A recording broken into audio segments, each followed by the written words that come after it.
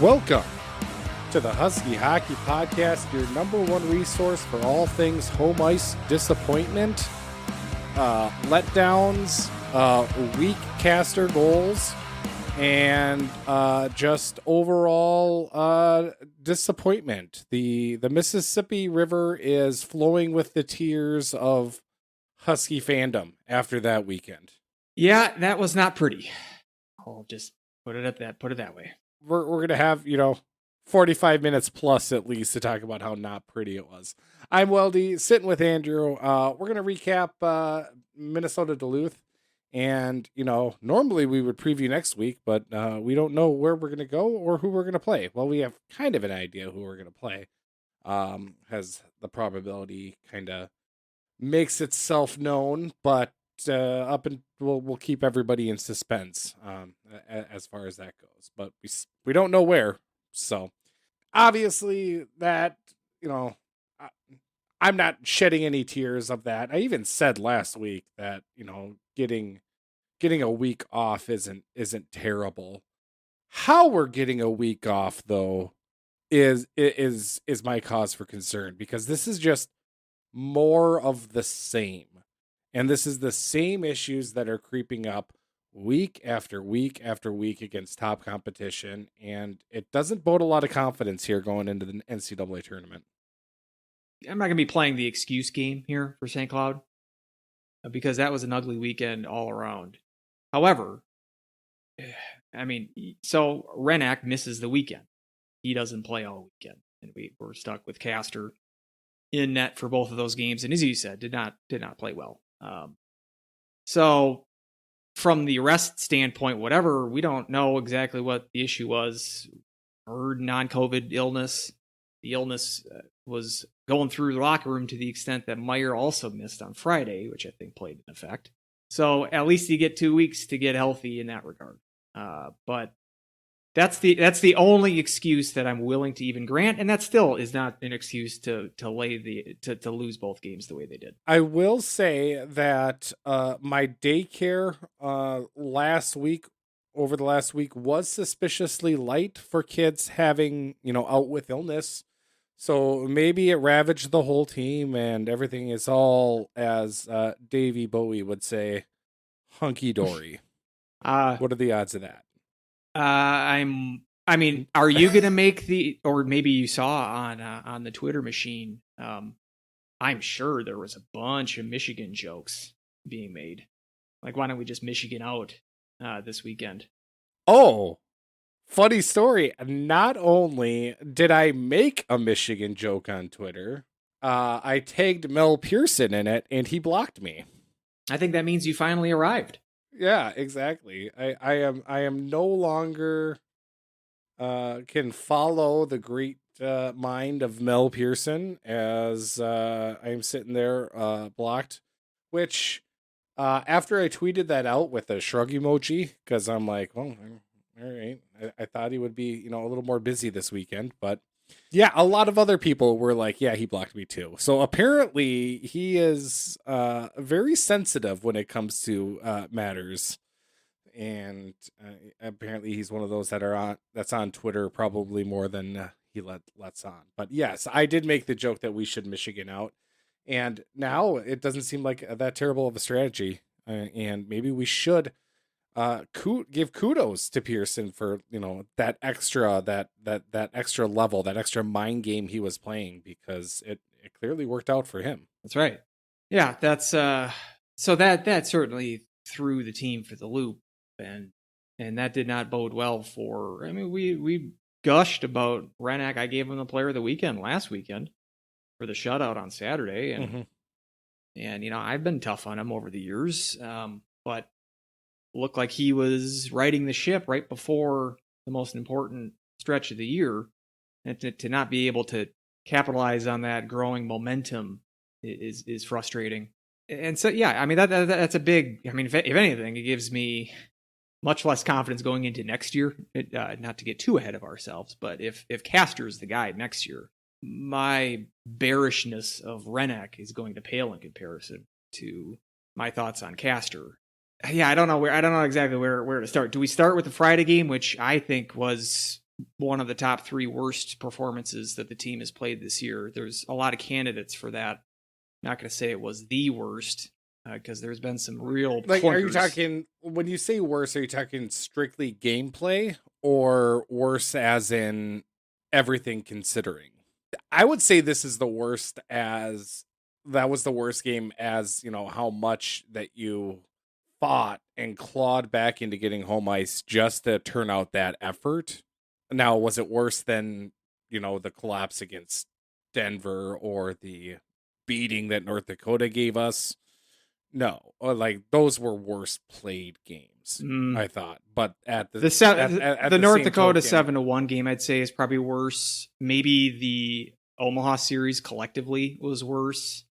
I would have put the Denver game above this. They were fortunate. I mean, it was about halfway through the game. I think about 10 minutes to go in the second period, they had a lead, which in retrospect is shocking to me because they weren't playing very well in the first half of the game, and then it just completely collapsed after that. And it's just that that third period, and of course Duluth is gonna buckle down the defense, and they're not gonna allow much in the third period. But the third period was just listless, and just they had given up. And that was really the offensive thing for me. Was this team just packed it in, and they had no business. They had no desire to be there. I mean, there was a shot late in the game of the bench, and it's even like Oliver. They're all just like sitting there moping, and it looks like a morgue. And then even like Micheletti's like, yeah, I don't think they pull the goalie here, right? I think Brett's just gonna get them ready for tomorrow. It's like they were down by 3. Why the hell not? Harvard was down by 3 with less than 5 minutes to go. Pulled the goal. They tie the game. Like, at least try. I mean, you're probably not going to win the game. Yeah. I mean, it's a very long shot, but what do you have to lose? I mean, you gave up 6 goals. They were fortunate to wave the one off, but I thought that was a huge break for St. Cloud. And so you really gave up 6 goals to a team that's been offensively challenged pretty much all year. The defense was completely terrible, and they were undisciplined. I mean, Donahue, if he had a stomach bug, I don't know what stomach bug he had that made him take 2 terrible penalties in back-to-back shifts. But my God, was he terrible? And I'm glad to see that they benched him for Saturday. And I'd give Brady Zemer minutes over him in the NCAA's. I don't care if he's a 5th-year senior or if he leads a power play unit. I don't want to see any more of Donahue on the ice for St. Cloud. So, yeah, the Friday game was a hot mess. And I think yes, we can argue about if it's the worst game this year, but as you said, just the situation in which it happened. You get the home ice. It's in the playoffs. To lay an egg like that is that makes it more disappointing than losing a 7-1 game to North Dakota in late January. And again, it's how everything happened. Like, nothing was connecting for the Huskies. Everything seemed to be just on point for Minnesota Duluth.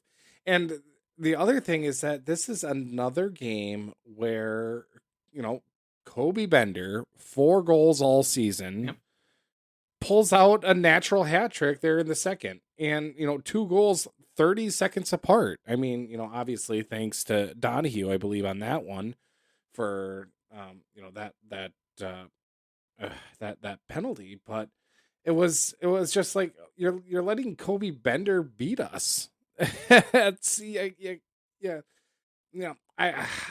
thought, Walker had that tip in, and I'm like, okay, we're not playing great, but here's where, we can kind of get things rolling. And then everyone was just absent like the rest of the game. And it was so frustrating to watch. It was utter domination by Duluth on Friday. And nobody wanted to take the reins. Nobody wanted to step up for St. Cloud. Right. Yeah. And I don't know how they are able to work out these problems in such a short period of time. Because as we said, these aren't problems that just sprung up over the last week or 2 or month or whatnot. They've been there from pretty much November, most of the season has we've seen these issues, and especially the defensive play. How many just turnovers, couldn't break the puck out of the zone. Just simple gameplay. Their power play, I thought, sucked all weekend. Even though I think they had one, even two goals on it, but certainly on Saturday, it was a main reason that you weren't able to put Duluth away. I guess we can maybe shift into Saturday's game unless you had some more on Friday. Saturday, the only good power play was their one in overtime. Right. Yes. And that one had the most chances and didn't capitalize. And then those were just, I mean, you just let Duluth hang on. Yeah. And, shifting over to Saturday's game, you let them hang on.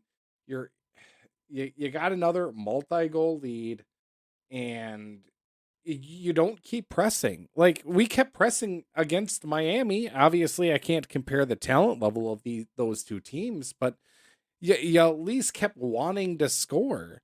I mean, you had your good old-fashioned doll stall here going into the third, where all you did the whole period was chip the puck out of the zone.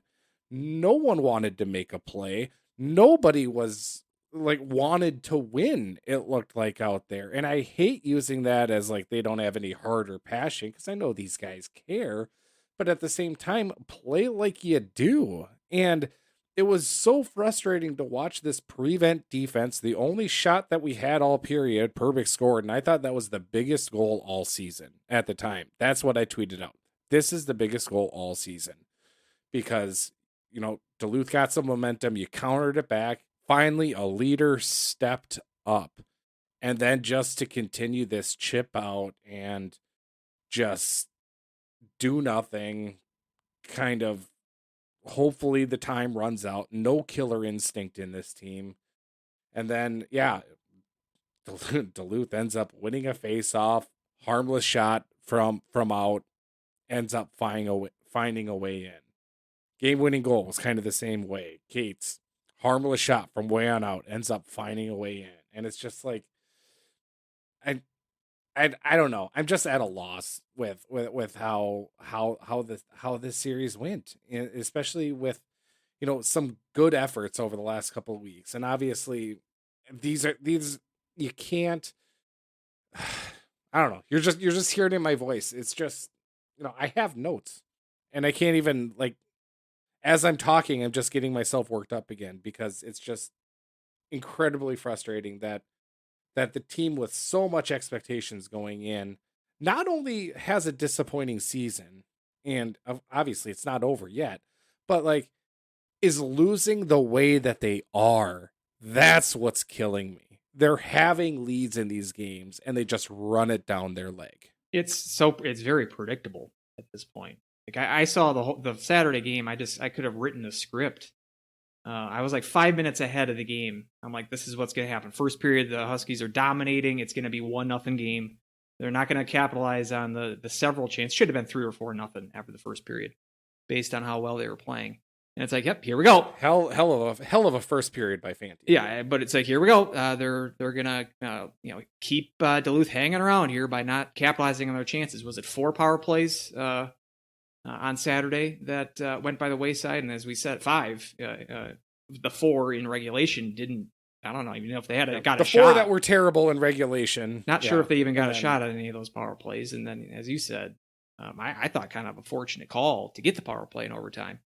And we're buzzing, but of course, that was a bad call. Of course, not able to because so once so it's 2-0 after 2, and I wasn't safe. I didn't think that was safe at all. And after the first goal scored, it's like, here comes the implosion, and then it's what our favorite culprits here. Crannell taking a terrible penalty that leads to the first goal, and then Brodzinski, another. I believe both of them were offensive zone penalties. And it's like, here's the tie game, and sure as you know what, it's tied up on that second power play. And then, pretty surprised that Perbix was able to pop that one in. But it's just it's a countdown to when's it going to happen. And I texted another buddy who's an RPI fan, who's even worse than us. He's been a long-suffering RPI fan, and they had quite the weekend of blown leads. in their playoff series, and he's like, "Yep, yeah, it's happening again, blowing this one again." It's like I'm waiting for St. Cloud to do the same thing here in the last 5 minutes, and it was about 2 minutes after that bleeder from the point snuck in, and it's just like, yeah, it wasn't. It was surprising how unsurprising it was, if that makes sense. Yeah, I mean, that's remarkable how well that fits. Is Mike Brodzinski replied a little bit on Twitter too, who's saying, there's a criticism about Easton and the undisciplined penalties, and Mike Brodzinski wanted to make a note: when does your kid play? I'll make sure to show up so I can watch your kid play. And it's just like, you're missing the point here. And obviously it's your kid. You're gonna go to bat for them, but I mean, if he's supposed to be a leader, like, where is he in these situations? And you know where he is. He's in the penalty box. And just having that over and over again, it's the same script. It's it, it's so frustrating to watch because we have so much talent. We've seen what this team can do, and we just can't get everyone on the same page or whatnot, and everything just ends up crumbling. From the other side of it, obviously, I thought Friday was a great game by the Bulldogs, and I said last podcast how we effectively negated Noah Cates, and I thought he was just all over the ice this last weekend. He was unbelievable. It was, you saw the hunger that Noah Cates had to bounce back, and it's just something that I haven't seen from this Huskies team, and I'm just questioning whether or not we can get it. And we're getting to the point right now is we got, silver lining here. We got a little bit of rest. We've had kind of an ugly stretch, a tough stretch, a lot of games in a short amount of time. Maybe this is just what we need to kind of do a little bit of a soft reset. But no matter what, in the last 5 minutes, I'm clutching onto my armrest, no matter what lead that we have in the game, because I don't trust this team. But also, it boils down to, can this team win 4 straight against top competition? And I don't think there's any chance of that. And I'm probably some of the most optimistic Husky fans. I was the one on Twitter saying 15 out of 16 teams don't win the national championship. So there's a 94% chance that you're right. But at the same time, it's like, I know Husky fans love going into the underdog role, and we're gonna be the underdog here. So I guess you get your wish there. But I just, my faith in this team has been incredibly strained, and it's gonna be it's gonna be a nerve-wracking game whenever or wherever we play in a couple weeks. Yeah, I don't know. I was thinking about the season at large, and I don't know about disappointing. The word I keep coming back to is frustrating. Maybe there's not a big difference between those two. Disappointing, that entails expectations coming into the season. And I'm beating myself up because I am the king of sour grapesing the NCAA tournament. And I didn't listen to my own message because I do think last year's run was a fluke. I don't put too much stock into it. I didn't think that. I am coming around to your way of thinking, though. I'm starting to, everything now is pointing to the fact that yes, it was a fluke and COVID.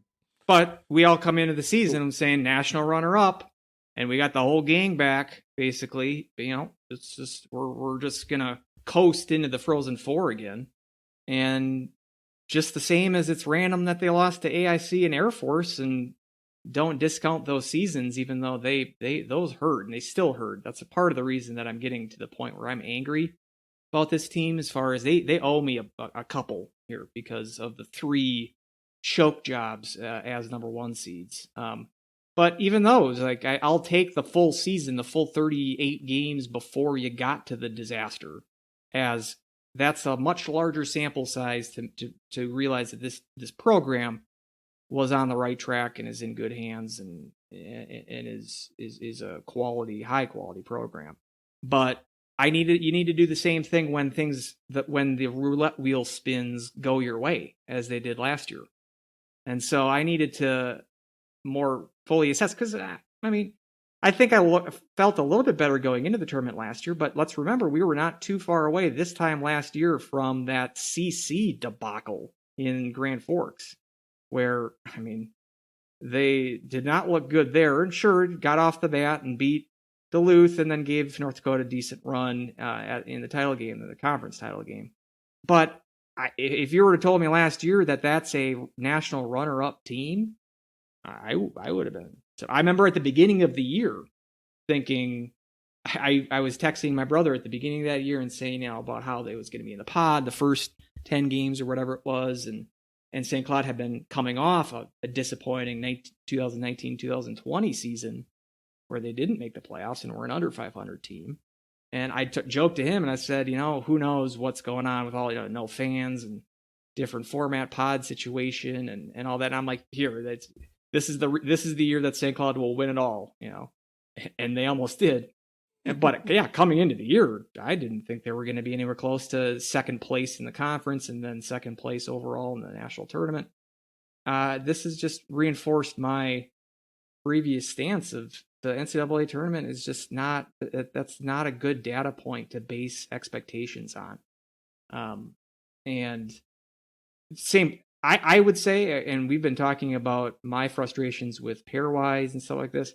I would say that St. Cloud does not deserve to be in the tournament. They're gonna make the tournament. They're 100% gonna be in the tournament. They're gonna be a 3 seed. They're 18, 14, and 4. Here's my soapbox this week. We talked about the Wisconsin rule, which it was put into place, as we mentioned, after they finished under 500. I forgot this, by the way. That season, 2008, St. Cloud beat them in the playoffs, first round of the playoffs, to knock them under 500. And I forgot this.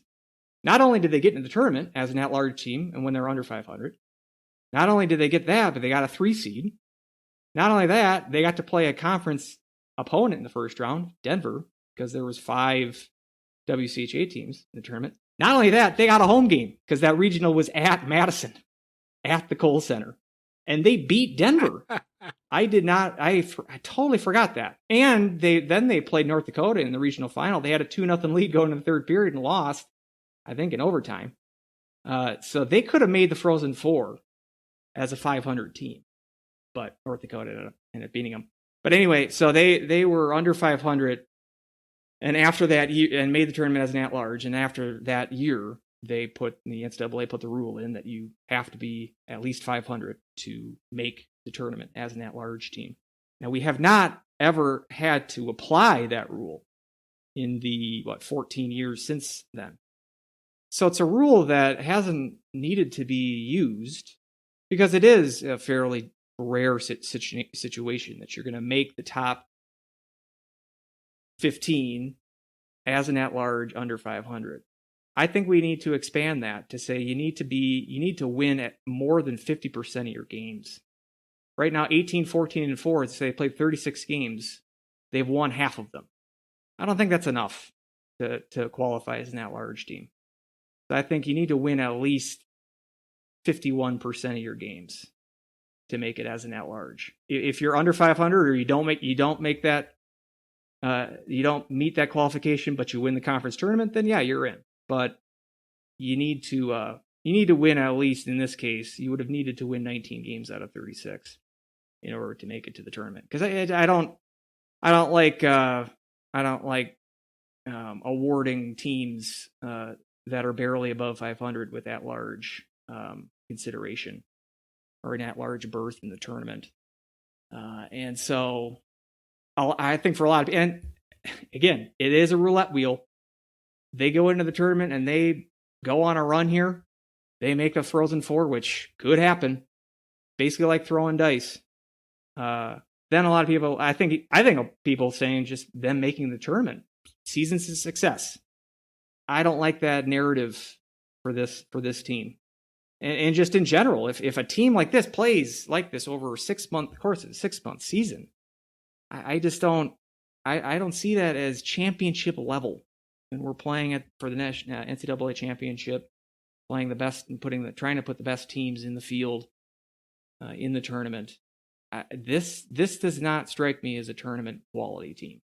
And I know the only reason that they're getting in is strength of schedule, which I think is another big minus when it comes to pairwise.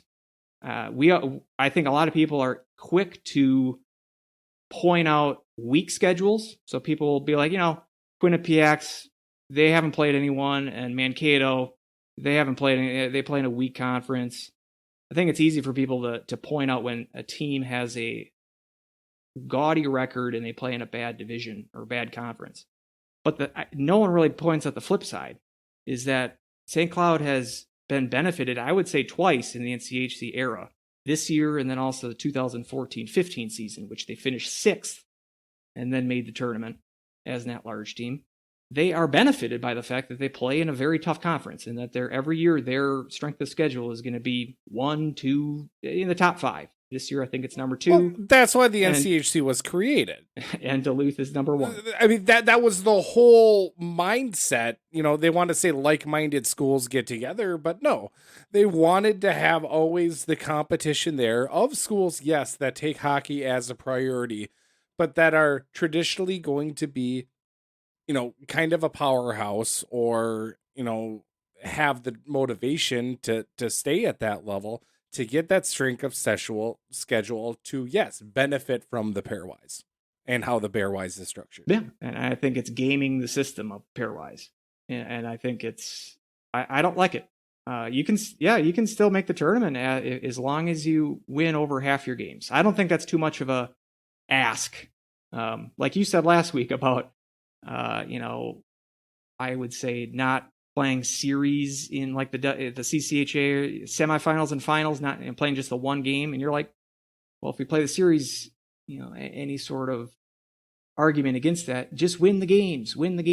In St. Cloud's case, win a couple more games. I realize that this thing that I'm suggesting is not going to happen, first of all. And secondly, there's downsides to it. That encourages teams to play weaker schedules, I would say. Exactly. But the system as we have now, you are almost benefited by getting swept by Denver. Doesn't hurt you that much because it jacks up your strength of schedule. So it's almost like winning 2 games against a middling team is worse than losing 2 games against a very high team. And that, to me, I don't think we should be rewarding losses and non-wins, ties as well. Win games. That's the whole point of sports and hockey. Win games. And well, figure skating is actually kind of going through the same type of thing right now, whereas you're creating all of these jumping machines to where now only thing that matters is how many quads you can do in a routine, where it used to be, it's your jumps, it's your artistry, it's everything. Now it's, if you cleanly land a triple, that is less points than if you fall on a quad. So I kind of see that as, the same type of scenario as what you're talking about. Now, obviously the pairwise is the pairwise, and it is what it is. And, college hockey has really hitched its wagon to it. Now, what would you propose? Is it just that you have to win more than you lose and tie, or are you looking for more subjectivity? Would you want and go back to a committee? Would you like to use pairwise as a guide, and then a committee comes in with human? Yeah, I don't mind that error. I mean, it's the only sport that is so. Or do you go back, or would you go back to the pairwise rating differently when the last couple of series of the season, where if a team gets hot, that means more than at the beginning of the season because you're a different team at that point. Where would you fall in this? Yeah, I it's the only sport that is bound to the extent that college hockey is. It's the only NCAA sport that uses a computer formula and rigidly uses that to spit out its teams for the tournament. Basketball doesn't do this. Basketball has RPI. RPI exists for. I don't follow a lot of the other sports, college sports, but I know basketball uses it, but they don't use it as a hard and fast. This is what the cut line is, and if you're 0.10001 below that, then no, you're done. I would say to use it as a guide. Another one right now. Right now we have Mankato number 1 and Michigan number 2, and they're separated by, a hair. They played this year on neutral ice. They played in the icebreaker in Duluth, and Michigan beat them. If the season ended today, which there still is the title games next weekend, so maybe this will sort itself out. But in that case, if the season ended today, I would give Michigan the number 1 seed overall rather than Mankato, which instead of we can make St. Cloud State jokes here, but I think the jump from getting the number 1 overall and playing Atlantic or playing the lowest seeded team sometimes is quite a advantage than the number 2 overall seed. So that's another example of if there's very little gap in between a pair of teams, you can use a little bit of subjectivity as far as head to head or the pairwise does, or the RPI, neither of these things, they don't account for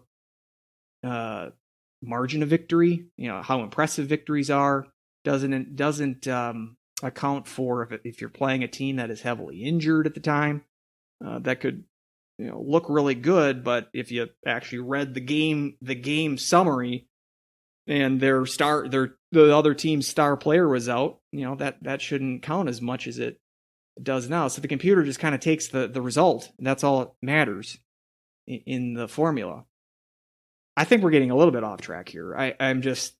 My main point here is we don't have a game to preview next week. That's true. We are getting into. Let's go any track we want to go down. We're going into the NCAA's. By this time next show we will know the field and we'll know the brackets. So I guess we're getting to that time.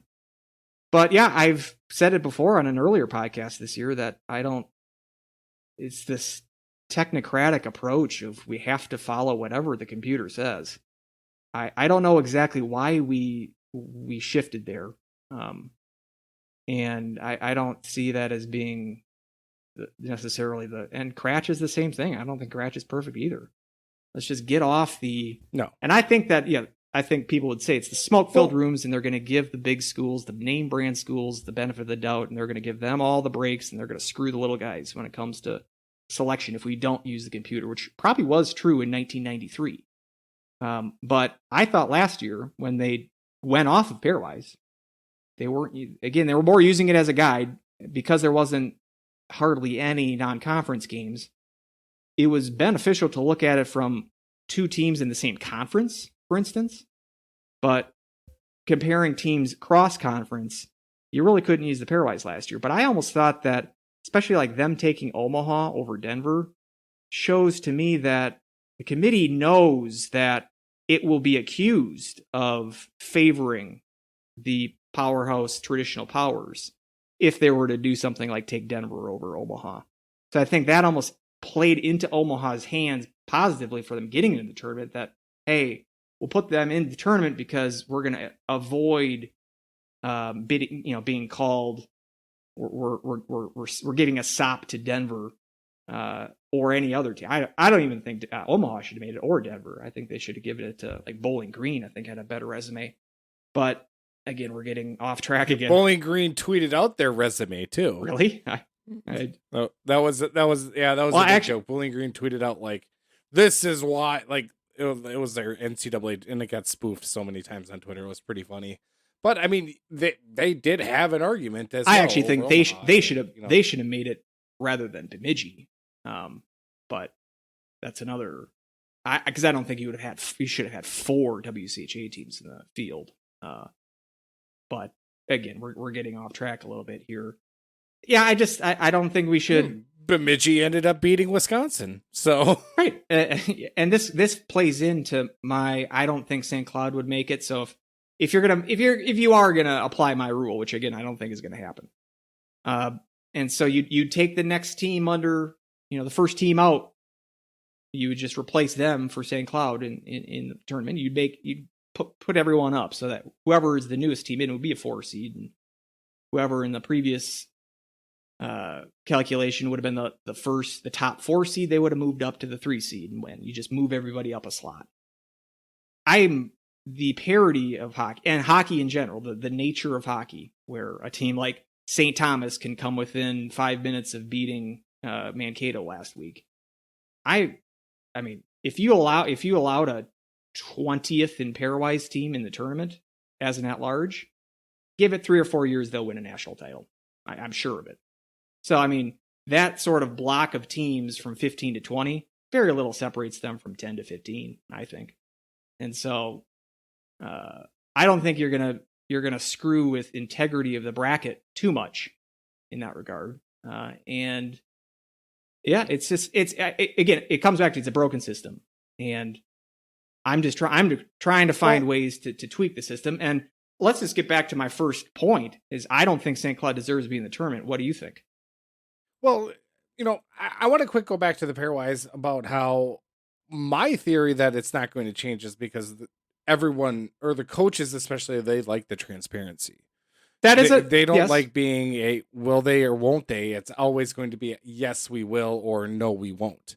Like Brett Larson knows that he is practicing this week, and they are going to prepare for uh wherever they end up going for the NCAA tournament. Whereas you didn't have that if you have this, will they, won't they, what are the committee going to say? If Andrew's on the committee, he's definitely gonna end up taking another team instead of St. Cloud State and whatnot. So I think that's kind of the major reason why, is because they like that. And I think overall the fans like the transparency of it as well.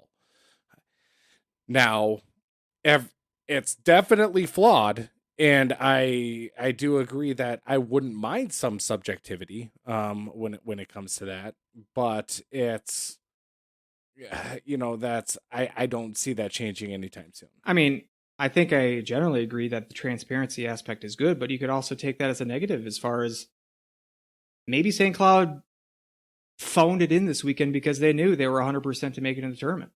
If they didn't know, if it was not a transparent system, maybe they're like, hey, or it's something like, we have to impress a committee and get it and rack up as many impressive wins as we can. Losing in 2 straight games at home in a playoff series doesn't look very good. Maybe they would have stepped up their play, and maybe the transparency there enables teams to sort of, it doesn't really matter. We'll still get them in 2 weeks. So I think there's always trade-offs in everything. Yeah. And so, and nothing is going to be perfect. Then to answer your question about whether I think St. Cloud is an NCAA tournament worthy team, yes, because they're 10th in the pairwise, and that's the rules that we have. so yes. But the problem with the other side of it about is, do I think that they're now no joking aside, you asked me that question, are they? I don't know. And the reason I don't know is because I don't know how much better they are than Clarkson, Providence, Boston, Merrimack. I mean, you could make a case that Merrimack, definitely should be in the tournament over St. Cloud State right now. I've never seen them play. And that's where, is there just, the committee going to be watching all these games to defend, to know where in the eye test of whether or not, X team is better than X team or is worthy to get in. It's tough to say. And that's why I think that everything is just kind of goes back to the pairwise, where hockey is a unique sport in many different ways, and one of it is just that upsets can happen more frequently in this sport than any other sport. And that's where To me, that's like an argument to it's get rid of the rigidity. I mean, I don't know. I think the best argument to get rid of it would be, just how looking at the RPI about, how close those teams are of being on the bubble and being off, and the comparisons and whatnot. So it's, I don't know, but it goes to that. Yes, they're going to be in the tournament. Yes, we've got a chance to make a run. I think this team is capable of making. I think they've got the talent to make a run.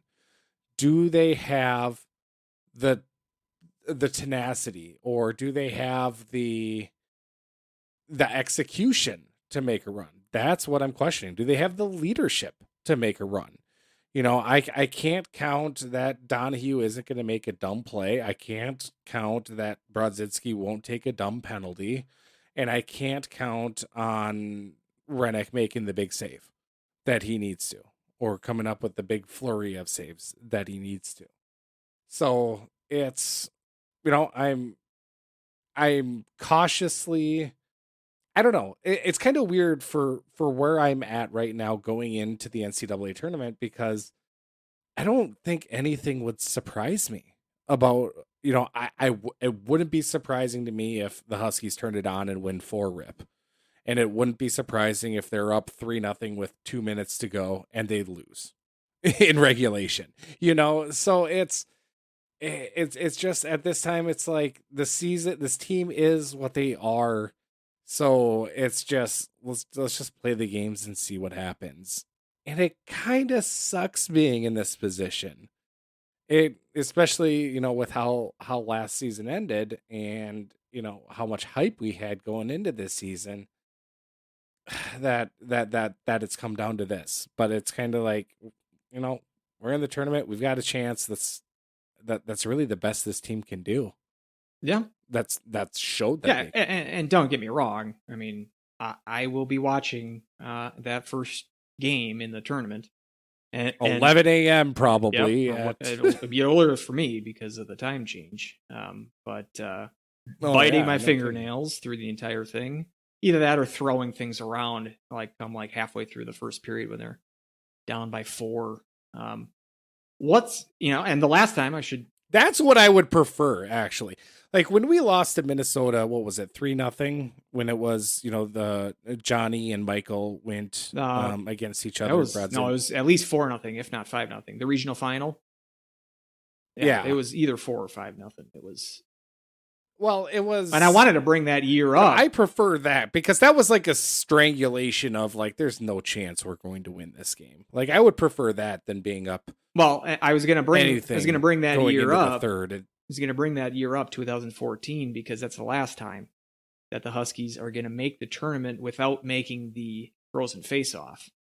Do you remember that year, which was the first year of the NCHC? They lost to Miami in the 1-8 series. St. Cloud lost that series, and so they didn't play that first frozen face-off at the Target Center, but then came back. That was Gravel. Was that Gravel's 0.1 second goal to force overtime? Up, but then they lost in the overtime. Got swept to Miami. But so then they had a week off in between, and they won that first game against Notre Dame, 2 overtime game, which really kind of I'm sure. I mean, Motzko didn't come up with his day off in between regionals just last year. That was another one where we had to play the late game and then come back the next day after playing a 2 overtime game, and then just got smoked by the Gophers in that regional final. I'm sure that was one of his first inklings of we need a day off in between. But similar to that year, they ended up getting Notre Dame in the regional that year, and ended up beating Notre Dame, as I mentioned. Things, that was Nick Dowd's overtime. You can still hear the ping of the crossbar. Were you there? I was. Nope. And so And history might be able to repeat itself. One thing that's interesting about this year is how little I think we kind of know what we have a very good picture of what St. Cloud's opponent, of what their regional situation is going to be like. I would say it's almost 100% that. Not where, but whom. But Yep. from where, I would say it's almost 100% it's going to be east. It's not going to be Denver. So it's going to be somewhere out east. And it's either going to be Albany. What do we got? Albany, Allentown, and is it Worcester? Yeah. I think Worcester, yeah. So it's going to be somewhere out east because I don't see them playing Denver going to Loveland. I would assume, I mean, North Dakota is either going to, I think they're either going to get Minnesota or Denver's regional. I think they're going to put those, they want a rivalry game, I think, set up a rivalry game in the regional. I think North Dakota is going to have a tough run in the NCAAs. But I would say it's more than likely they're going to be out east. And as far as the seeding goes, so St. Cloud, as we've talked about earlier, or before the show, being Weldy talked about, St. Cloud looks to be locked into a number 3 seed, according to the CHN probability matrix. They're either going hashtag not sponsored. They're either going to be 9, 10, or 11 seed, and most likely that 10th seed which is what they're at right now. They can't 80% 10. Yeah, and the other possibilities are also in 3 band. So they're not going to get a 2 seed, and really the difference between a 2 and a 3 isn't much either. So they're going to be that 3 seed, and as it stands now, in the 2 seed band, you have 2 NCHC teams, Western Michigan and North Dakota at 5 and 6. Now, with 5 teams from the NCHC, they're going to be making the tournament. All 5 of these teams are 100% locks to make the tournament at this point. With 5 teams in the NCHC, there is that possibility of they could set up a first-round matchup in the regional with a conference foe, but they really don't like to do that. They haven't done that in a long time. Like I said, that Wisconsin year where they ended up hosting Denver in the first round, I think it's happened since then, but very rarely. So, and it doesn't look like they would need to do that. If it was the case this year, they could avoid first round matchups fairly easily they would do that just by going chalk 5-5-10 or 5-12, 6-11, 7-10, and 8-9. But I think that it's most likely it's between 2 teams that St. Cloud's going to play in the tournament in the first round, and it's either going to be Quinnipiac or Notre Dame. And I would put my money on Quinnipiac being the most likely team that they're going to play. Quinnipiac is they've locked their position in. They're going to make it as an at-large, or if they win the ECAC. But because the ECAC is kind of weak this year, they're not going to really move much from 7. They can't make a 1 seed, and I don't believe they can slide down to a 3. So they're basically locked into a 2. They're locked into it. They can go 6, 7, or 8. Notre Dame, they're done for the regular season. They lost to Michigan, so they could move 1 or 2 spots. Do you have the matrix up? Yes. So they're most likely going to be a 2 seed. Looks like they could slide down to 9, 36% or 2% chance of 10. But they're going to be right in that same sort of area that St. Cloud's in. That's why, because they have a little bit more variability, that's why I give the chance of them facing Quinnipiac the highest odds for St. Cloud. And if, since, like you said, Notre Dame can't play, Minnesota Duluth, who's at 9 right now, does have a game. Yep. They win that game, that moves them up to a 2. Then you have, Western North Dakota and Minnesota Duluth in the 2 band, which solidifies that we're playing Quinnipiac. Right. You wouldn't have any other choice. Duluth right now. Now, there's obviously the chance that Western Michigan and North Dakota move up to 1 as well. Yeah, I would say there's a very, very small chance, almost I would say under 0.1%. If one of these NCHC teams bumps and then Minnesota loses, and then either Dakota or Western Michigan wins the NCHC tournament and bumps up into the 1 band, Then you might have Minnesota at 5, but even then, unlikely that I think they would play Minnesota. It's a small chance. I mean, I would love it. If out of these 3 teams that I mentioned, Quinnipiac, Notre Dame, or Minnesota, I'd rather play Minnesota. But I don't think that's going to happen because I think at that point, that's one less NCAA team in that 2 seed band.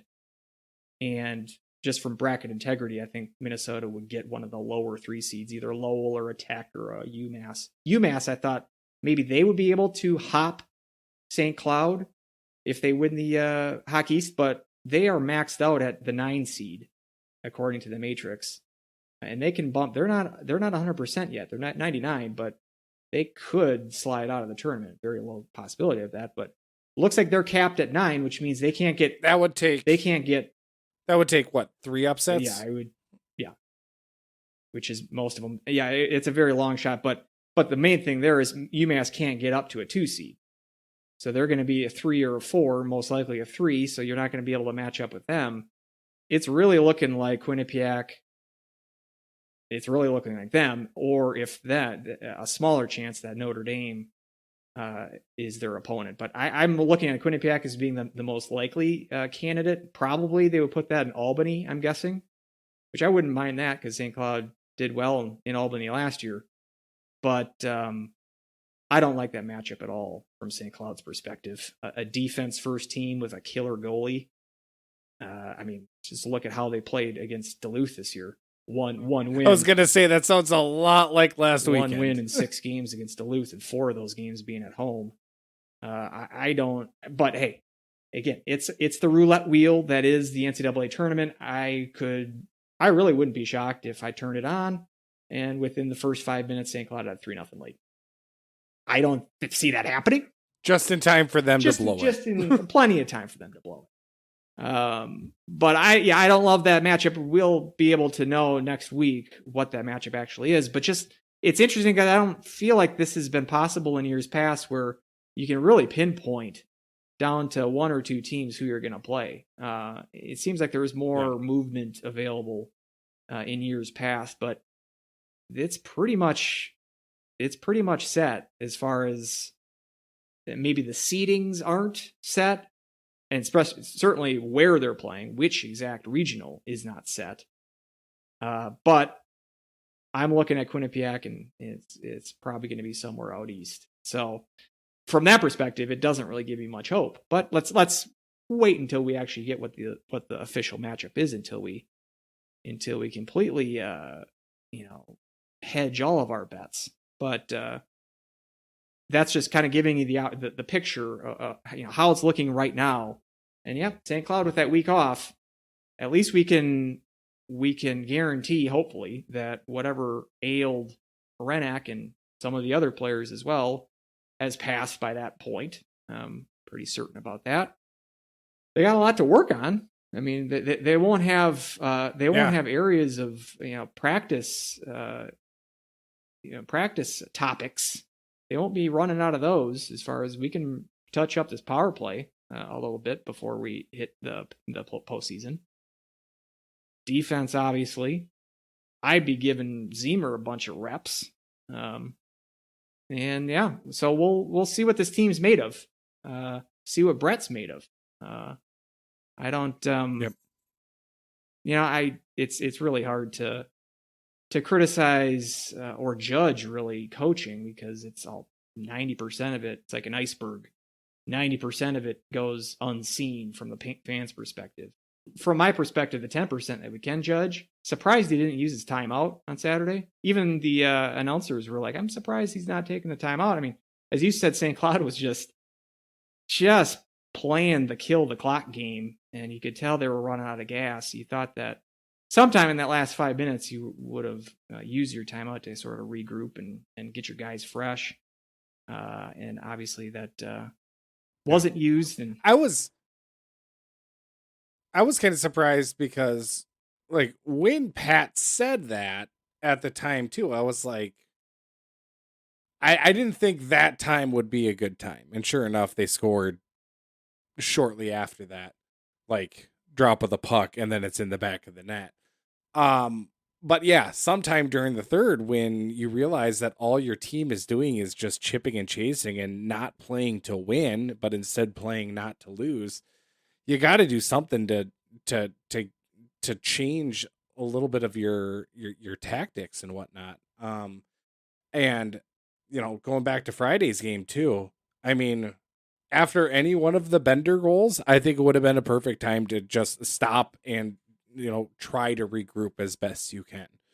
And that one actually bothers me more than the Saturday one. Is like, you got to do something to stop the bleeding here, Brett. Come on, do something.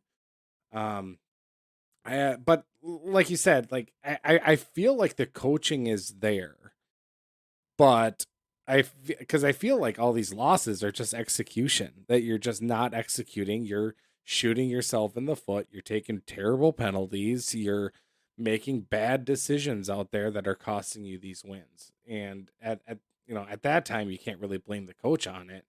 You got to blame the players for not stepping up. Right. So that's what it's makes it frustrating is, yes, yeah, I will grit my teeth and say, yes, Duluth did play a good game. Yes.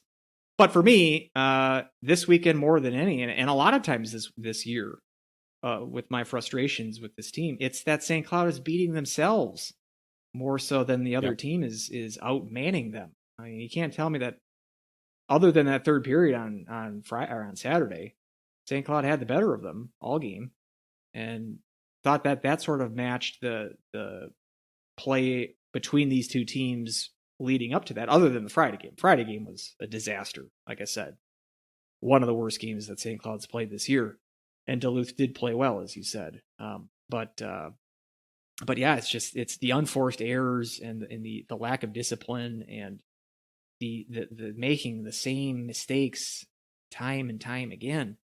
That's what makes it frustrating to watch. And yep. I mean, if this lights a fire under them, that's the other. I don't see a red ass out of Larson. I don't see him being bag skate coach. And Hmm. maybe that's what this team kind of needs. Maybe not the red ass. You don't need to do the. We called them Raider makers in Hastings. It's the Hastings Raiders, but whatever the one where it's the bag skate where you going back and forth to the boards until you're gassed. Uh, Something Sure. like that to kick him in the pants a little bit, and maybe that doesn't work. I mean, that's old school, and you can't do that anymore, and whatnot. But you'd think that if the coaches aren't going to do that, that That's someone on the team is able to provide that spark. I'm just not sure who that is. Yeah, and that's the thing. And from And Duluth to bag see, skate, I think, is just your one chamber in the gun, and it can go one of two ways. that's right. Yeah, you can only trash the clubhouse once a year. You can't do that Yeah, over and over. And maybe he's already shot that bullet. Maybe one of those other terrible games that we mentioned. There was the maybe he flipped over the buffet table. Maybe then, who knows? I don't see that out of Larson. I don't see that out of him. Yeah, But and from Duluth's perspective, I think it has to be like some coaching discipline or something, because that team they're never like the best skilled team, but just they don't seem to make the mistakes. That was so surprising about the Saturday game last week in Duluth, where they made that uncharacteristic turnover to lead to the second goal. They don't make those kinds of mistakes, but they certainly hmm, don't take the terrible penalties, and they have that defensive discipline, and then also just the fortitude to pull out games that they're outplayed in, or I mean, they can win a lot of different ways, and so I think that is kind of the X factor when it comes to especially their postseason success is I think they're coached very well, and Sandlin doesn't look like a very cheery guy, but maybe that's the secret is you don't want to be their friend. So again, these are things that we can only guess at from a distance, not being in the yeah, clubhouses or the locker room is. We're not privy to those sort of dynamics, but from watching the finished product on the ice, something is missing with this team, and I hope this will give them the motivation to step it up, and maybe losing out on that opportunity to go down to the X will motivate them enough. We shall see, I suppose. But I hope it does. I hope it does happen, because even though I'm kind of down on the Huskies, like I said, I'm still going to be watching that, any and all tournament games, and taking my heart medication as taking shots of Pepto Bismol all the way through it. So I'm there to the very end. It's, one little thing that I also want to bring up just for NCAA tournaments, and obviously a little bit ahead of ourselves, whatnot. But again, we don't have a we don't have a game to recap or to preview here for this week. So the one thing that I think is going to be interesting to watch, when we do play that game is the reffing, is the penalties, because it's going to be a new ref crew. It's going to be someone you don't know, it's going to be Hockey East refs or whatnot. So I'm kind of interested if it's, maybe it's perception for Cronulla and Brodzinski that maybe our refs are a little bit quicker to give them the penalty. But there's always some weird wonkiness that comes with reffings in these tournament games. So, maybe that's just my cross my fingers hope that Brodzinski isn't going to take a dumb penalty at a key moment of time in the NCAA tournament game. So I shouldn't bet on that though, huh? Yeah. I mean, we should be able to. That seems to be something that you can control. I mean, I said last week there's times to take a penalty. If you're impeding a grade A scoring chance or something like this. But it seems more often than not the Brodzinski penalties in particular are of the unneeded sort, and of the out of control sort of wild man variety. And you'd think that those can be sort of disciplined out of your game. I'm surprised. And I guess I don't remember him being this reckless in years past. Maybe I have amnesia about that. I'm sure he's taken bad penalties in other years. I think he has been, but I think it's just the timeliness of these ones are maybe a little bit more eye-opening. Yeah. So I think that's what's kind of sticking out in my head, or it's the time, and then they're able to capitalize on it.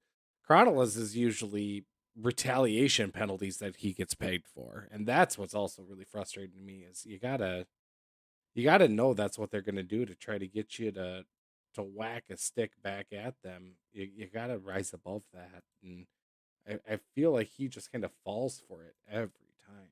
Well, I got some data. Here's year by year, Brodzinski.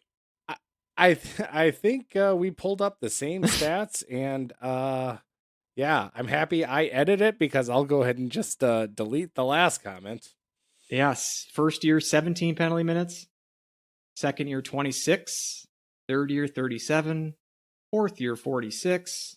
These are all in full seasons, by the way. I mean, the 2021 season he had 29 games, but shorter schedule, and he was hurt for the Frozen Four. But then this year, 72 penalty minutes. That's almost double his previous high. Yeah. So, yeah, this year he's... Well, then it's both. It's the timeliness and it's more reckless. So we're both right? Yeah, I think we are, yeah. I'll try to save... I'll try to... Maybe... Yeah, do some clever editing there. Right, exactly. So, I mean, he had the 12 penalty minutes against Minnesota State, so that doesn't help. Yeah, and some of these, yeah, 10 minutes against Denver. That's right. I thought he took another 10. I thought he had another. I thought one of the one, or no, the the Duluth guy had the 10-minute misconduct last weekend. That's who I'm thinking of. But yeah, so two of those penalties are the 10-minute misconducts.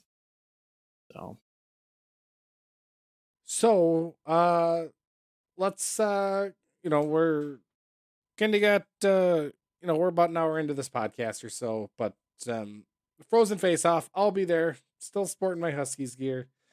But yeah, just quick thoughts We got the afternoon game, Duluth against Denver, and then the evening game is Western Michigan against North Dakota.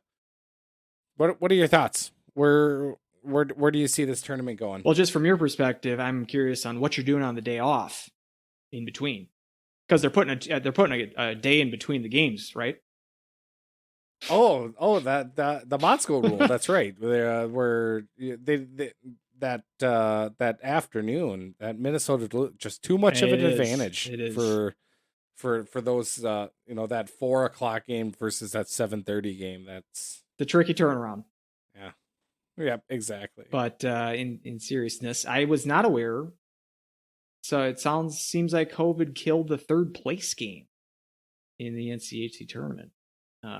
Obviously, they did not play one last year up in Grand Forks. I don't think they did, and so not playing one this year, and sort of replacing that with an opportunity to go to the Wild game, which is they're playing an afternoon game on Saturday. That's kind of an interesting feature this year. I like that. Were you a fan of third place games in either the Final Five or the Frozen Face-Off? I mean, yes and no. It's like in the grand scheme of things, not really. So and it happy it kind of went the way that it did.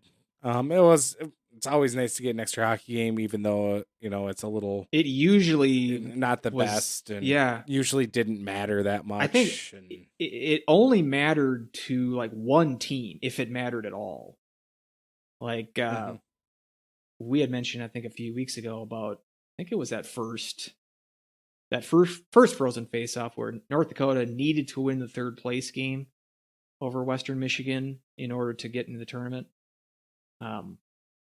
And I think there was maybe another one of those where a team needed to win.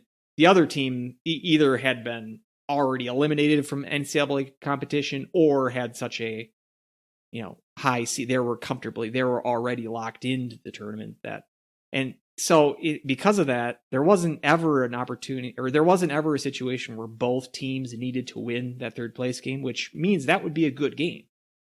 Most of the time, it was either one team needed it and the other team didn't, and which in most cases meant it was just a rout, or it was that both teams didn't stand to win or lose anything from that third place game, which meant that, especially if you're going to go to the NCAA tournament, you weren't going to play that hard, or probably rest some guys even, because you didn't want to risk any injury in a third place game. So I'm glad. Even when I went to the tournament, I don't even know if I went to the third place games. I went there a few years. I don't think I went to the third place games, even though I had the ticket for it. So surprised to see that, but I think, I don't know, pleased. it's a good decision. Yeah. And I just think that this year is weird because there's really not a ton on the line as far as NCAA positioning goes. All four of these teams are locks to make the tournament. They're all going to be in the NCAA. So no one has to win it in order to gain the automatic qualifier, for instance. And really, I mean, there are some seeding, jockeying possibilities in play. Western Michigan or North Dakota, if they win the tournament, could move up to the number one seed band. Denver. The thing about that no third place game is you can't lose two games now. So Denver, for instance, if they lose to Duluth, they still might be a number one seed.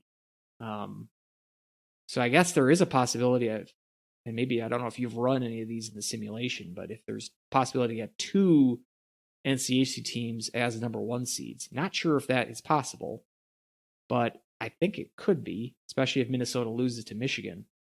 But so possibility of Dakota or Western Michigan getting a one seed, and Duluth seems to have the most spread available as far as their potential seeds go. I mean, according to the Matrix, they could finish anywhere from the 5th seed to the 11th seed. So as far as if there is a team that has the most to gain or to lose in the tournament, it is Duluth, because they still could get into that 2nd seed. Right now they're at 9, so they're a 3rd seed. but they still could move into the second seed band if they do win the tournament, or they could even slide a little bit even beneath St. Cloud if they lose against Denver. Although that's probably it's most likely that they're going to stick where they are at number 9. So not a ton. I just ran one right now, and it has Western Michigan at 3, Denver at 4. Okay, so there is that possibility to get two number 1 seeds. But it seems to me that there's not a ton of intrigue for this tournament, just because all these teams are already in, and not a ton to gain or to lose from anyone's perspective. As far as a prediction, I like North Dakota. Well, I don't like North Dakota, but I like nobody. I like them. I like nobody that listens to this podcast probably likes North Dakota. Yeah, I see them beating Western Michigan. I see Denver beating Duluth, and I'll say Dakota beats Denver. But I mean, any of these teams winning, it would not shock me. Duluth might be my second pick to win. So anyone could win, and that should be fun. I just hope it's good hockey, like I said, because everyone is already in, and I'm just wondering if teams are gonna play it a little bit easy, so they don't want to injure anybody before the NCAAs or anything like that. I don't see that being the case. I think they're all going to give it their all, and want to get that hardware. But what do you think as far as if you have a pick to win tournament? I'm picking Denver. I think they've been a juggernaut, and I think I like them a little bit more than North Dakota. I'm still not sold on North Dakota, even as as avid North Dakota hater. I still think that I just don't see them having that much of the firepower, to keep up with Denver. But this is, if there's any team, I think it's the worst situation for Denver to play Minnesota Duluth, probably out of anybody they could have played. In the first, because I think Minnesota Duluth is very comfortable in a game where they can slow everything down, and so it wouldn't surprise me if they do end up sneaking by Denver. So because I would take Denver over North Dakota, I would take them over Western Michigan, I would take them over St. Cloud State. So that's going to be kind of that's the one I'm really interested about how that's going to go. I do think North Dakota will take care of Western Michigan, just with how poorly Western Michigan has played lately. But I do think it's going to be Denver's tournament. All right. Well, we shall see the who does take the trophy after or on Saturday night, I suppose. Yeah, Western Michigan and North Dakota, both of those teams are this kind of weird teams. Like North Dakota is, they 2-1 wins over CC this weekend. Not exactly dazzling against the Tigers. And Western Michigan, I mean, they had to go. They were down. Omaha had leads in both of those games against Western, yep. and Western had to tie it up late on the Saturday game and then win in overtime in order to sweep that series. All sweeps this weekend in the NCAA in the series, which I guess is a little surprising. I thought that Omaha had a good chance to extend that to 3 games, and certainly I didn't see a sweep either way with St. Cloud and Duluth, but certainly didn't see Duluth being the sweeper and St. Cloud the sweepee. But Denver easily took care of Miami. Yeah, not much surprise there. So I guess in that case, all these teams will be on equal rest coming into Friday. So there's no advantage that nobody had to play that dreaded Sunday game before the Friday of the.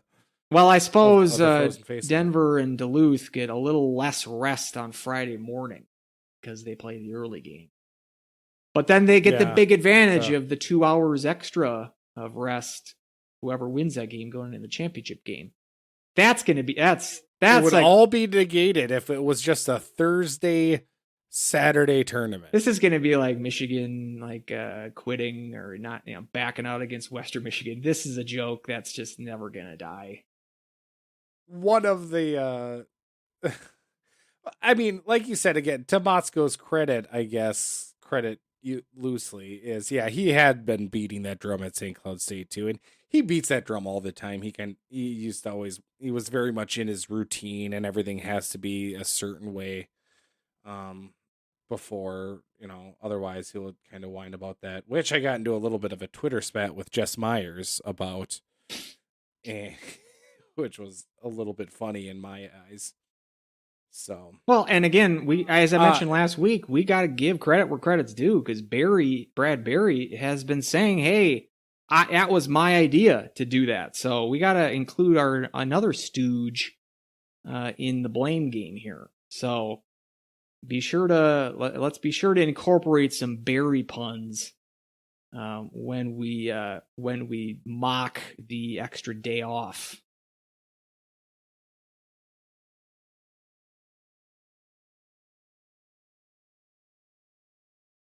yeah, so Jess Myers tweeted out not liking the first round playoff bye week because he did say that he didn't like the playoff bye week. He said that it's clear that Big Ten needs to add an eighth team. Wait, he is saying this, or Bob Motzko is saying this? Bob Motzko said You're kidding me. So he was complaining that they got a bye week. Yeah, so that was Jess Myers quoting Bob Motzko saying that he didn't like the first round bye and that they need to add an 18th because now it's too much rest. Wow, he's got every on each end of that. He is covering all his bases. So I responded to him, quote retweet, just sarcastic, saying first it's not enough rest, then it's too much rest. Can't make Motzko happy. Yeah, and that was it. So Jess Myers had a retort to that, subtweeting. So from what I can glean from a few select whiners, Bob Motzko is in the wrong for wanting conditions to be optimal for his team to win. Perhaps that's why he's getting paid $600,000 plus to hang banners and you're not.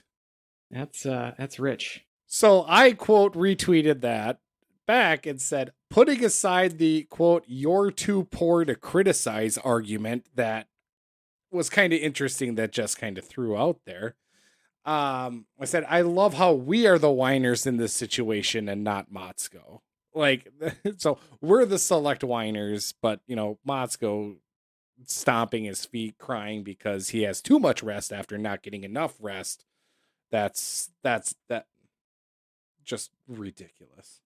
If anyone's still curious as to why I'm not on Twitter anymore, there's exhibit 1022.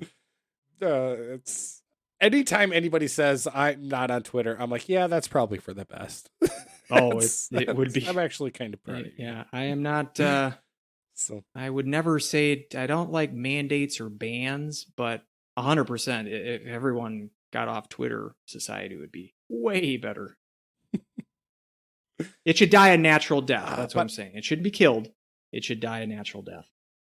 Just wither and die. But like I was really, first off, I really don't like his "you're too poor to criticize" stance. It's a ridiculous. This much. It's a ridiculous argument. Yeah. But like I wanted to, like there were so many things. It's like to hang banners. Okay, Big Ten regular season championship I thought, banners. So congratulations on that one for your 7-team conference that you have of. Upstarts. And didn't they like the same people would make fun of St. Cloud and Motzko for doing like, hanging a banner for going to a regional. They would like mock St. Cloud for that. Now they're bragging about their one NCAA win since he's taken over. So anyway, that was my little spat there. I realized I don't know how I forgot the Go Huskies Woo player of the weekend. So do you have anybody?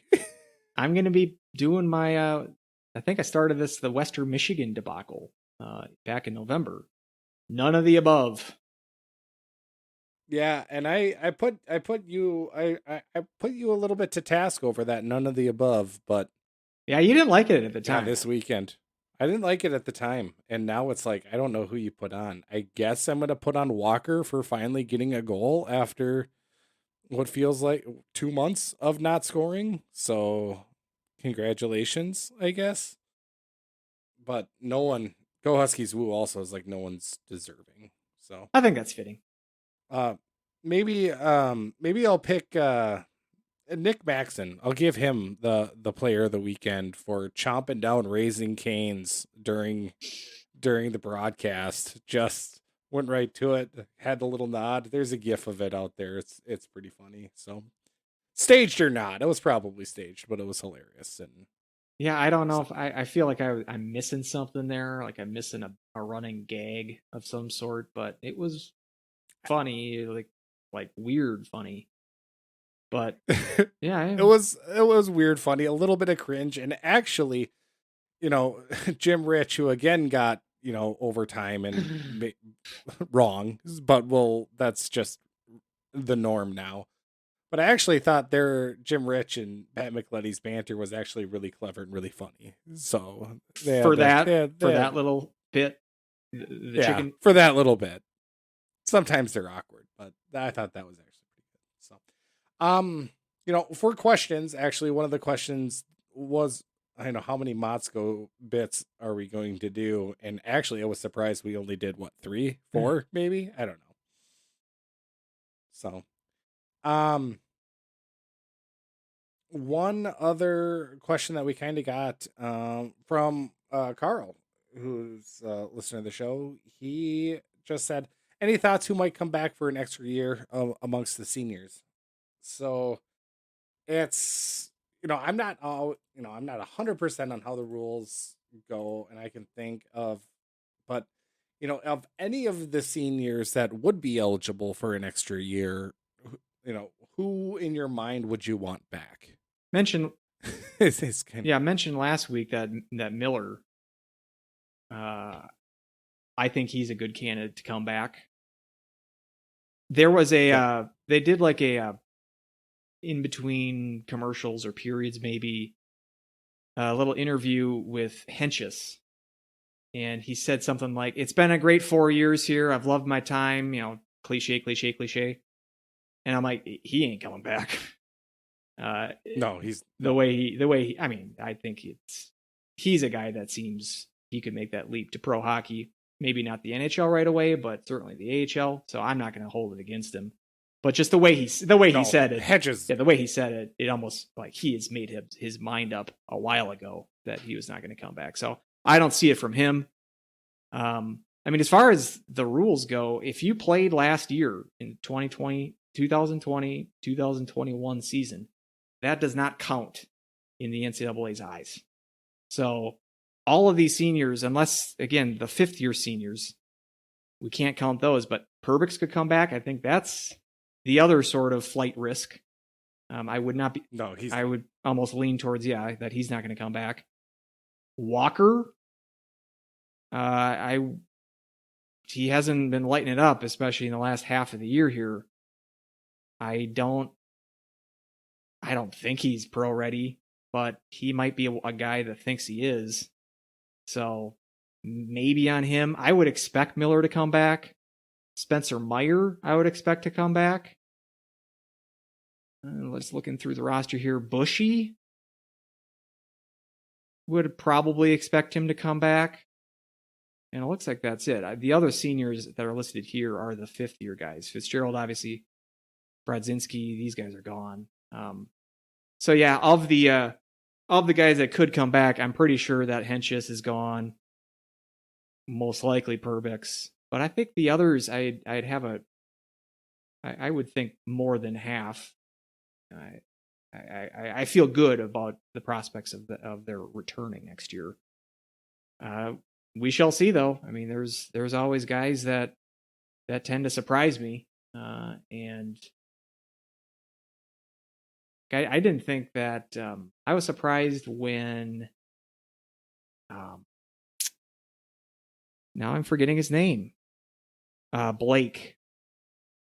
He went to the Kings from a couple of years ago. God, I just watched him in the Kings game. Oh, I can't. I think of his name. This is driving me nuts. Can you help me out? Uh, um, Lazat. I was surprised that when he left, but he's become, like I said, a regular with the Kings. He's not a huge point producer, but he's a hard worker, and he's definitely a serviceable NHLer. So, I mean, some of these, yeah. For the love of God, for some reason, I kept thinking of Winecki. That's who I was. Yes, that's who I was thinking of. Like, no, it's not Winecki, but it was probably the Blake that we were tripping over. But then, yeah, Lazat. So I was a little bit surprised when he went pro, but that turned out to be the right move, I think, for his career. That turned out to be the so. Right move, yeah, I mean, some of these guys I might be way off on, especially because he was small. Yeah, too. well, yeah, I mean, that was the other thing. So yeah, and I might be wrong about some of the guys I'm thinking about coming back this year or for next year. I mean, I could be way off on some of those as far as whether or not they get pro opportunities or whatnot. So yeah, it's gonna be interesting how it all shakes out. And as we mentioned last week, how active are they going to be in the transfer portal and also from their end? Any one of these guys can take a free transfer. That's the other thing about the transfer thing now. You do not have to sit out a year. This is for all NCAA sports. So we see this, I mean, it's a big thing right now in college football, basketball as well. I mean, they're all taking advantage of this opportunity to take a free transfer and not have to sit out a year. So, I mean, there was a guy, I mean, just looking in the lineup here, if a guy like Zemer, for instance, if he's a guy that looks at the depth chart next year and he's going to be in the same position that he was this year, where, he played in 12 games, and at least I think you were more of a fan of him than I was, but I certainly, he looked fine to me.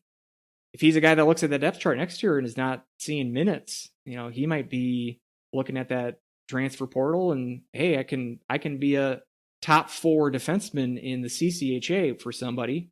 That's better for my career prospects of whatever they may be. And so, I mean, you could lose guys on that end too. So and that doesn't, though, that's not limited to just the seniors for next year. Like I said, anybody can make that switch now. So yeah, it's the Wild West again, and coaches and players they're both sort of getting used to this, and it'll be interesting to see what the impacts are when the dust settles. Yep, exactly. So, but we have a Frozen 4 run first. There we go. With this squad, right? That's the hope. So, yeah. Anything else? I actually got our first email. Whoa!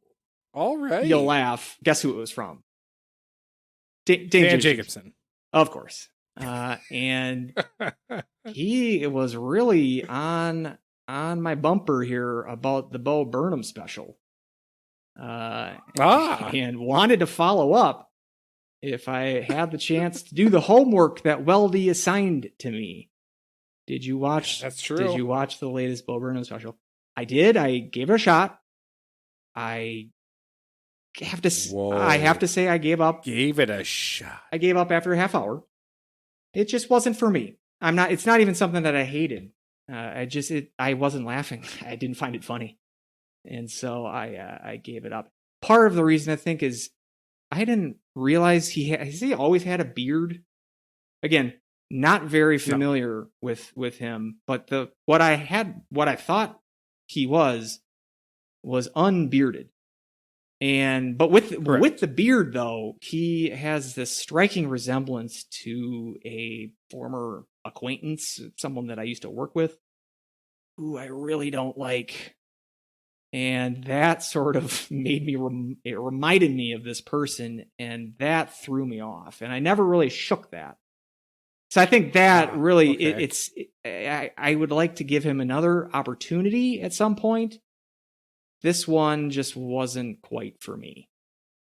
But I appreciate the recommendation. And like I said, I'd like to try, if you have another special of his, I'm not blanketly opposed to comedy music.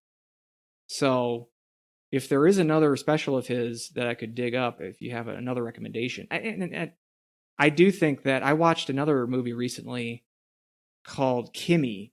It's was just released, and it's a Steven Soderbergh film that is set in the pandemic. It has a big, it's part of the plot. And that movie I liked. I didn't love Kimmy, but I liked it. But I also felt in the same sense as this, I think it's going to age very quickly because it's so of the moment of the pandemic. And as a knock on wood, we're kind of getting on the other side of that. I do think that that's going to look like in 5 years, it's going to look pretty strange.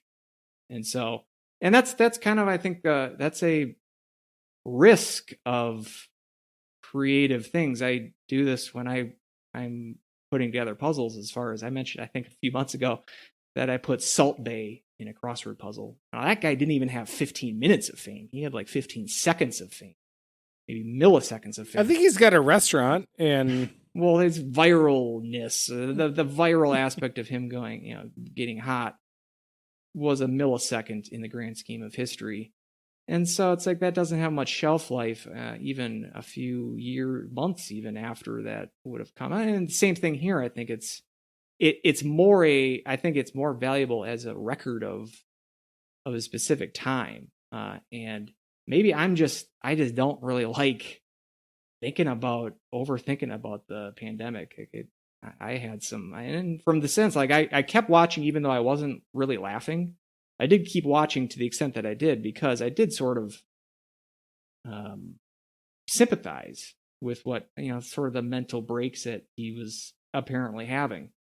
Because yeah, for a few months there, it was a tough adjustment to everything. So maybe it just hit a little too close for me. But in the main sense, I didn't buy into I wasn't laughing, and I wasn't like. It wasn't that I wasn't in a good mood, because after that, then I switched it on to some news radio episodes, and I laughed, and I laughed, and I laughed. So I was in the mood to laugh. It just didn't quite do it for me. Yeah. Yeah, well, that's the thing about Inside, too, is that it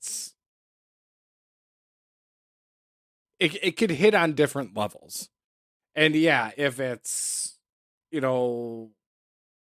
listening to like white women's Instagram, in one sense it's like haha making fun of that culture, in the other sense it's like, wait a minute, this there's a whole issue with the social media mentality of how that gets into your psyche and whatnot. Well, that's another reason I think that I struggled with it, because it seemed, and how I say it wasn't necessarily for me, because there was a lot of that social media. It seemed very online, or whatever, extremely Yes, online. that's true. And as we just mentioned about my love of Twitter, it's just not me.